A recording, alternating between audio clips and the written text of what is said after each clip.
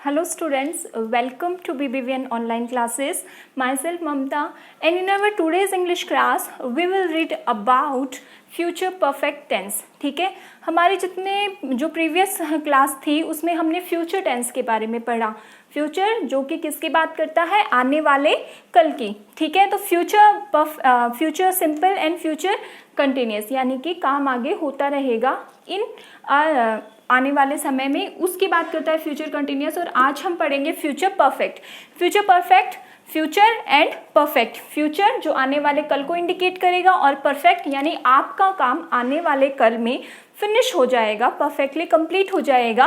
तो अगर ये चीज़ें हमें शो करनी होती हैं तो हम किसका यूज़ करते हैं, फ्यूचर परफेक्ट टेंस का. ठीक है, सो यूजेस देखते हैं. To show an activity will be completed by a specific time in future. ठीक है, एक एक्टिविटी विल बी कंप्लीटेड जो कि पूरी हो जाएगी, ठीक है, समाप्त हो जाएगी by a specific time in future. ठीक है, यानी कि हमें क्या दिया हुआ रहेगा, स्पेसिफिक टाइम. ठीक है, अगर मैं बात करती हूँ कि मेरा काम जो है वो आने वाले समय में एक स्पेसिफिक टाइम भी मैं अगर मेंशन करना चाहती हूँ तो उस टाइम पे मैं किसका यूज़ करूँगी, फ्यूचर परफेक्ट टेंस का. ठीक है, for an example, I will have saved about 1 lakh rupees by the year 2021. ठीक है, by the year 2021 here indicates the specific time. ठीक है, सो आई विल हैव सेव्ड कर मैं जो है बचत कर चुका हूँगा.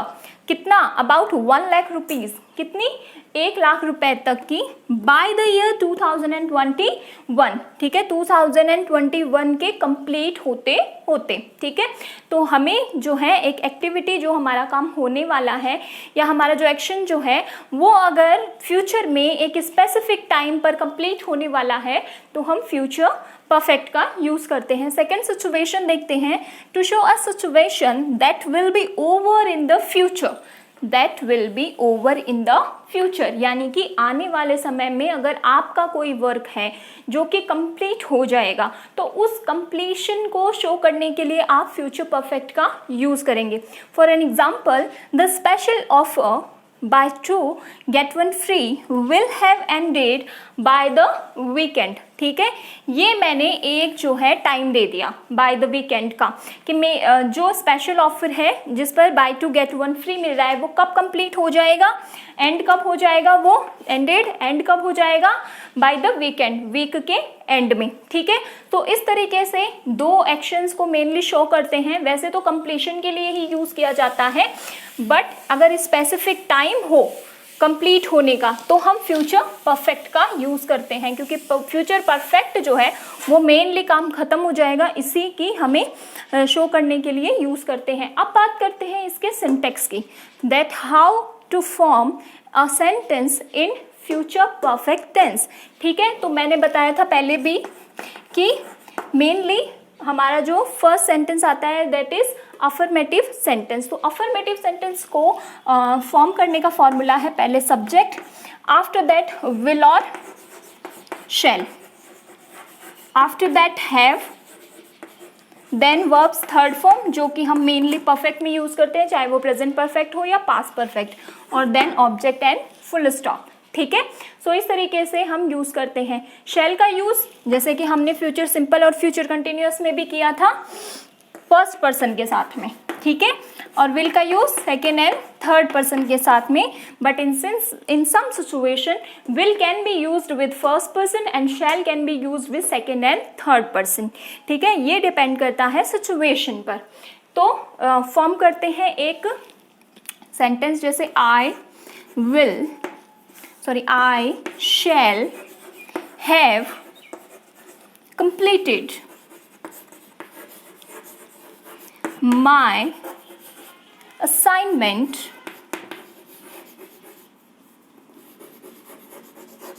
by the weekend.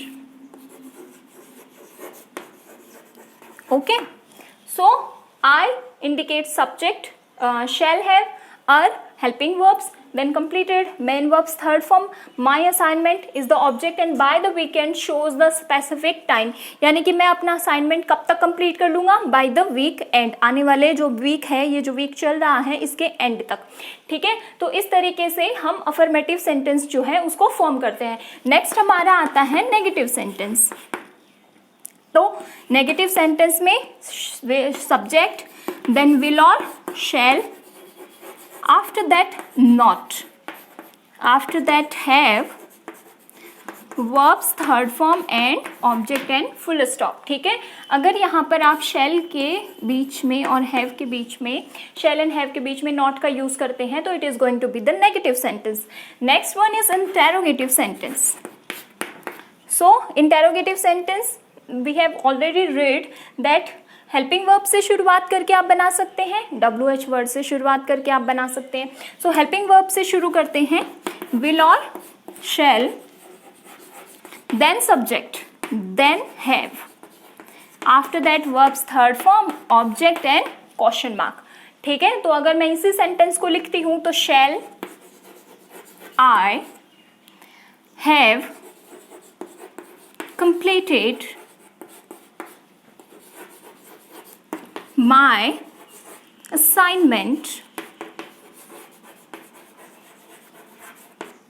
by the weekend and question mark, ठीक है। क्या मैं अपना असाइनमेंट जो है वो कंप्लीट कर चुका हूँगा वीक के एंड तक, ठीक है। सो इस तरीके से आप इंटेरोगेटिव सेंटेंस फॉर्म करते हैं। आफ्टर दैट इंटेरोगेटिव में भी नेगेटिव आता है तो उसमें आप क्या करेंगे, विल और शैल जो है वो फॉर्म करेंगे, लगाएंगे, then subject, then not, after that have, then verbs third form, then object and question mark, ठीक है। अब आप इसमें क्या करेंगे, आई के तुरंत बाद में नॉट लगा देंगे तो ये आपका सेंटेंस जो है वो इंटेरोगेटिव नेगेटिव बन जाएगा। इस तरीके से फ्यूचर परफेक्ट को हम फॉर्म कर सकते हैं अकॉर्डिंग टू आवर सेंटेंस और according to our syntax. So the next one is future perfect continuous tense, ठीक है। फ्यूचर परफेक्ट में हमने बात करी परफेक्शन की, यानी कि वर्क जो है इन फ्यूचर कंप्लीट हो जाएगा उसकी। और अब हम बात करते हैं फ्यूचर परफेक्ट कंटिन्यूअस। 3 वर्ड्स हैं, आने वाले कल को इंडिकेट कर रहा है, कंप्लीशन को इंडिकेट कर रहा है और कंटिन्यूटी को भी इंडिकेट कर रहा है, यानी कि पास्ट से कोई काम होता हुआ चला आएगा और कंटिन्यू रहेगा फ्यूचर में भी। अगर फ्यूचर में कोई काम कंटिन्यू रहने वाला है तो उसके लिए आप फ्यूचर परफेक्ट कंटिन्यूअस का यूज़ करते हैं, ठीक है। आजकल ये जो टेंस है वो बहुत कम यूज़ में आता है, but it is going to be much better कि हम अगर लेंथ वाइज टाइम को शो करना है तो हम फ्यूचर परफेक्ट कंटिन्यूअस का यूज़ करें, ठीक है। तो देखते हैं, to indicate the length of time, length of time यहाँ से शुरू होकर कहाँ तक चलेगा, ठीक है। Length of time that an action continues in future, ठीक है। For an example, I will have been teaching English, ठीक है। I will have been teaching English for 5 years in May 2021, ठीक है। तो मैं अगर अपनी बात कर रही हूँ, someone asked me what do you do, so I said I teach English, then she asked for कि कितने समय से पढ़ा रही हूँ, then I said I will have been teaching English for 5 years, ठीक है, in May 2021। अभी भी मैं इंग्लिश पढ़ा रही हूँ, लेकिन मई 2021 में मुझे पढ़ाते हुए 5 साल हो जाएंगे, हुए नहीं हैं अभी, हो जाएंगे। तो लेंथ ऑफ टाइम को अगर शो करना है एक एक्शन की तो हम क्या करेंगे, फ्यूचर परफेक्ट कंटिन्यूअस टेंस का यूज करेंगे। एक और एग्जाम्पल देखते हैं, he will have been waiting for 1 hour by the time I meet him। तो he will have been waiting, इंतजार वो मेरा क्या कर रहा है, कर रहा होगा, ठीक है। मान लीजिए कि वो वहाँ पर 10 AM अराइव करता है और मुझे पहुँचने में हो गई 11 AM, ठीक है। सो जब मैं उससे मिली, by the time I met him, जब मैं उससे मिली तो वो क्या कर रहा था, 1 hour से मेरा वेट कर रहा था। तो अगर हम ये कहेंगे कि वो मेरा 1 hour से वेट कर रहा होगा, जब मैं उससे मिली तो 11 हो गए, तो यहाँ से यहाँ का जो टाइम लेंथ है, टाइम ड्यूरेशन है, ठीक है, उसको शो करने के लिए हम फ्यूचर परफेक्ट कंटिन्यूअस का यूज करते हैं। अब बात करते हैं इसके सिंटैक्स की। तो देखिए सिंटैक्स जो है वो बहुत ही ज्यादा क्लियर है। अफर्मेटिव सेंटेंस है दोनों, और अफर्मेटिव सेंटेंस के लिए पहले लगाया है सब्जेक्ट, उसके बाद में विल या फिर shall. As you all know first person के साथ में दैट इज आई और वी हम शैल का यूज करेंगे, और सेकेंड एंड थर्ड पर्सन के साथ में हम विल का यूज करेंगे। देन हैव, देन बीन, जैसे हमेशा कंटिन्यूअस में यूज करते हैं वर्ब की फर्स्ट फॉर्म में आईएनजी, एंड देन ऑब्जेक्ट। ठीक है, इसी के अकॉर्डिंग इनको कैटेगराइज कर लीजिए। ये हो गया सब्जेक्ट, ये हो गई हेल्पिंग वर्ब, ये हो गई मेन वर्ब की फर्स्ट फॉर्म में आईएनजी, और ये हमारा ऑब्जेक्ट। ठीक है, और ये हमने specifically by the time I meet हमने जो है स्पेसिफिकली अपना टाइम जो है वो शो कर दिया। फिर अगर नेगेटिव की बात करते हैं तो शैल के बाद में आप नॉट लगा दीजिए। ठीक है, और यहाँ पर भी विल के बाद में आप नॉट लगा दीजिए। तो हमारा सेंटेंस क्या बनेगा, he will not have been waiting for 1 hour by the time I meet him.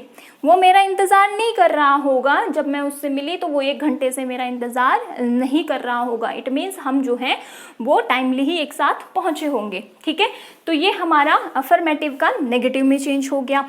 Then अगर हम बात करते हैं इसी को इंटेरोगेटिव में चेंज करने की, so will and shall, after that subject, then have, then been, rest part वैसा का वैसा फर्स्ट फॉर्म में ING, then object and question word जो हम साइन जो हम यूज करते हैं इंटेरोगेटिव। ठीक है, और अगर हम इसी को नॉट में चेंज करेंगे तो सब्जेक्ट के बाद में आप सीधा नॉट पुट कीजिए और उसके बाद में हैव बीन का यूज कीजिए। तो इस तरीके से हम यूज करते हैं फ्यूचर परफेक्ट कंटिन्यूअस टेंस। हमारे जो टेंस हैं वो आज जो हैं कंप्लीट होते हैं। आपको एक्सरसाइजेस दी गई हैं, उसी के अकॉर्डिंग आपको टेंस पहले पढ़ना है, उसकी सिचुएशन देखनी है। आफ्टर दैट उसी के अकॉर्डिंग यानी कि जो भी आपके फॉर्मूलाज हैं उसके अकॉर्डिंग आज हमारे टेंस कंप्लीट होते हैं। एक क्विक रिविजन देख लेते हैं। हमने बात की थी प्रेजेंट, पास्ट और फ्यूचर की। ठीक है, प्रेजेंट, पास्ट और फ्यूचर में जो कंटिन्यूअस हैं तीनों टेंस में आप देखेंगे there is a slight difference. हम प्रेजेंट में यूज करते, प्रेजेंट कंटिन्यूअस में हम यूज करते हैं इज, एम और आर का, बाकी एज इट इज सेम रहता है। और पास्ट कंटिन्यूअस में हम लोग यूज करते हैं that is was and were as an helping verb. और फ्यूचर में हम यूज कर रहे हैं विल और शैल और बी। ठीक है, बाकी वर्ब की फर्स्ट फॉर्म में आईएनजी सिमिलर है। अब अगर परफेक्ट की बात करते हैं, परफेक्ट में आपको थोड़ी सी जो है डिफिकल्टी आ रही है, बट इसमें जो है अगर आप एक क्विक रिवीजन देखते हैं तो प्रेजेंट परफेक्ट जो है वो कंप्लीशन की बात करता है।